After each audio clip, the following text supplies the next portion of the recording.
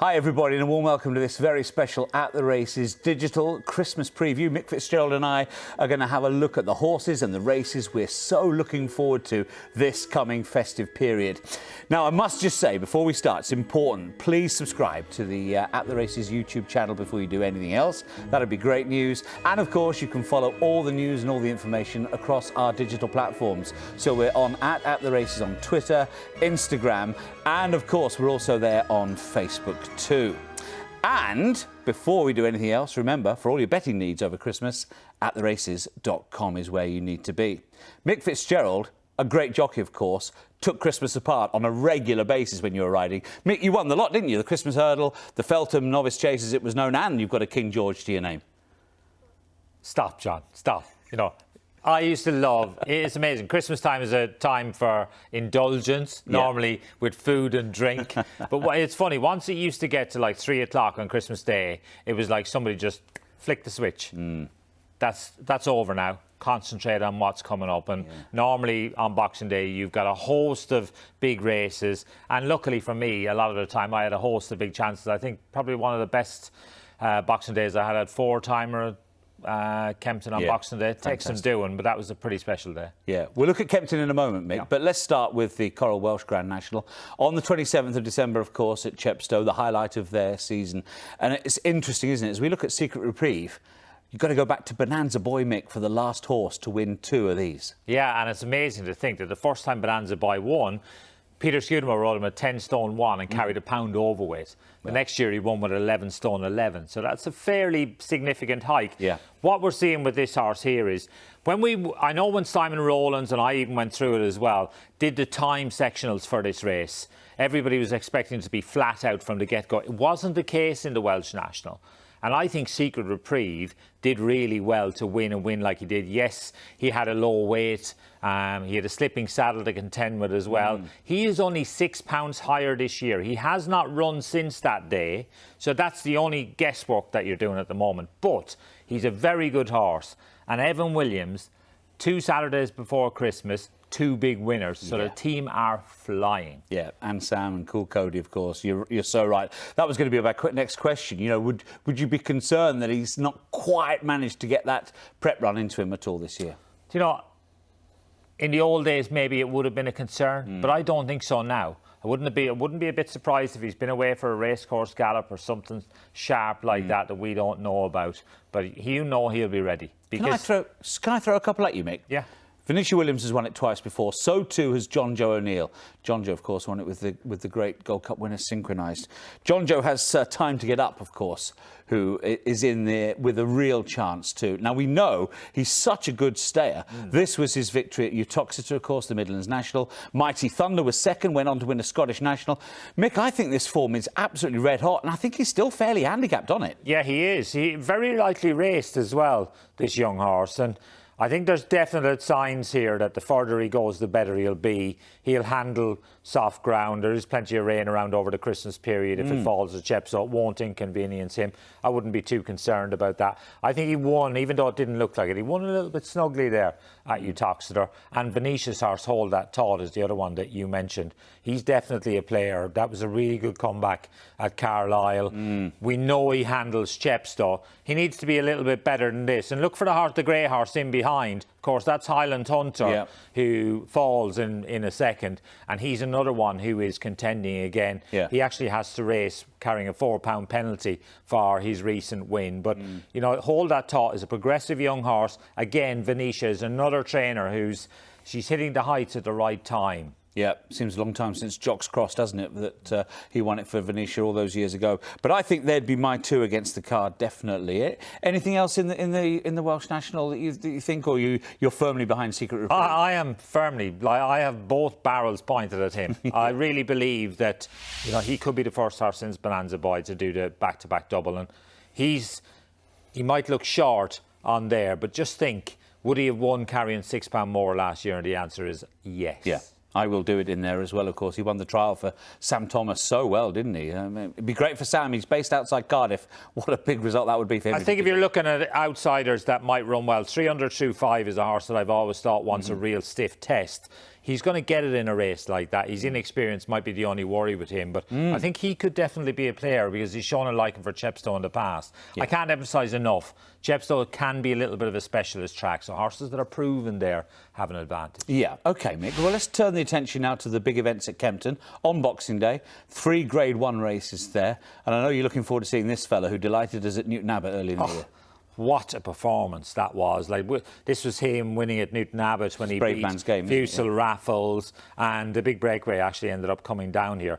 But he's gone on from this run. Like, next time out, he was spectacular when showing how good he was jumping.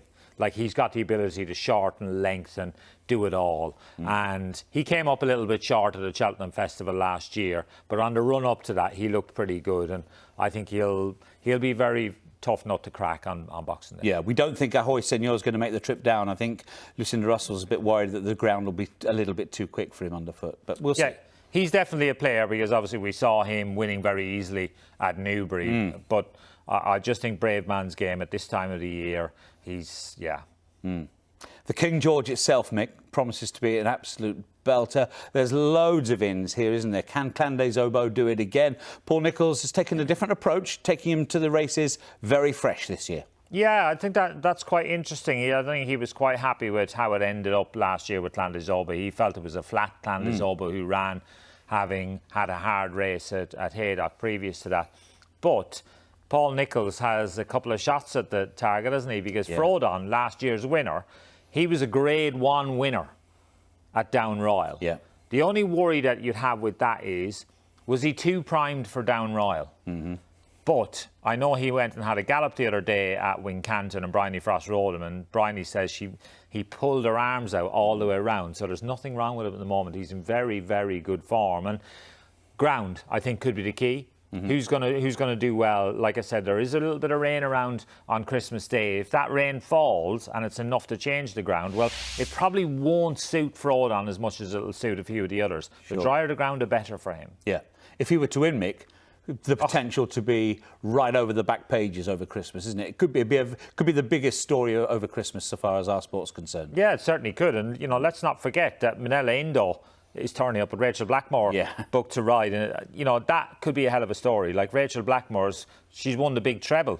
She won the RTE Sports Person of the Year award, the International Sports Person of the Year award at Sports Personality of the Year. She's had a hell of a year, so we could see 2 female riders fighting out the finish. That's unprecedented. Yeah, it'd be fantastic. What a highlight that is at Kempton Park. Mick, I know you're looking forward to the action in Ireland, of course. Hugely important weekend of racing action, and beyond the weekend at Leopardstown in particular. Appreciate it. Possibly going to run over fences, do you think? Yeah, I spoke to Ruby Walsh and Patrick Mullins to find out what the plans were, and they're really happy with Appreciate, and the plan is for him to run, whether he runs on the 27th or the 28th, they don't know yet. They haven't pinned their colours to any particular race, but he's going well and they're happy with him. And who could forget that demolition? Like, a horse to win the Supreme Novices Hurdle by, well, it looked like a distance. It wasn't, but it looked like a distance. The rest were nowhere. He was in a league of his own. And when you think of the route that he's taken, this certainly looks like he could be a star of the future. We already know he's a star of the present, but this fella could be, he could be something very special over the larger obstacles. Absolutely. With regard to the Irish action, I'm really looking forward to seeing if Galvin can put it up to Aplutar in the Savills Chase myself as well. I'm really hopeful that he can. But yeah, he's an amazing horse, Galvin. Like, when you think he's a horse who's raced through the summer at some stages of his career as well as the winter, and having won at the Cheltenham Festival already, he's a very interesting contender. Yeah. Now, talking of interesting contenders, you've dug pretty deep to find a couple of horses, quite dark horses, who you think might be exciting to follow over Christmas. The first one we're going to look at is a horse called Kauto Star of Nicky Henderson's, one at Huntingdon. Yeah, I was chatting to Nico de Boinville about young horses and horses that he's looking forward to riding, and this was one that he flagged up to me, and I went back and watched this horse winning at Huntingdon over hurdles. It was impressive because it was a kind of a slowly run race. It was only when he opened him up, and you watch him from the last of the line, he won very nicely. He ran well in that big bumper at at Aintree, with Nappers Hill won. You know, that's quite good form, but he's a really nice type of horse. And, you know, I think Nico feels that there was plenty under the bonnet that day at Huntingdon, and he's definitely one to keep on the right side of. Yeah, and a name that people won't necessarily know much about, We Take Care of Our Own. This a horse who has come from the point-to-pointing field, Mick. Fascinating runner. Yeah, this is a horse that I saw him when I was down doing a feature for us on Sky Sports Racing down at Colin and Joe Tizard's, and I loved him. And like straight away I said to Joe, "What's that?" You know, when you see, like, sometimes when you see a horse walk past you, they kind of take your eye, and he's a big horse by Mahler that Ross Doyle bought as a store. He's related to a couple of very smart horses that have already done well. A horse of Castlebawn West of Willie Mullins's, I think, is rated 160. You know, and a horse of Henry de Bromhead's is another half brother is rated 130. I was saying to Joe, we saw him schooling over hurdles and he jumped really well. He might even go for a bumper, so keep an eye on him. Put the name in your tracker because he's definitely one to follow. There was a real glint in Joe's eye talking about this lad. Yeah, his name again, We Take Care of Our Own. Of all the horses we've talked about, Mick, and all the races we've chatted about, what are you most looking forward to, would you say? I don't think you can get away from the real Christmas highlight, and that is the King George. I think it's a fantastic race, and you've already flagged it up with Frodon. I'm really looking forward to that, and it just seems to come at you thick and fast. And luckily for us here on Sky Sports Racing, we've got Chepstow with Secret Reprieve going back to back. I think that would be a fantastic Christmas present for the Ruckers and for Evan Williams. He's had a pretty good run up to Christmas, but I think that would cap it. Well, have a brilliant Christmas period, Mick, won't you? And we're looking forward to your company over much of it. That was fantastic. Thanks to Mick Fitzgerald. I hope you enjoyed our festive preview here of the Christmas scene. Attheraces.com. Keep it there, of course. Follow us on Twitter, on Facebook and Instagram, of course. And a very, very happy festive period to you all.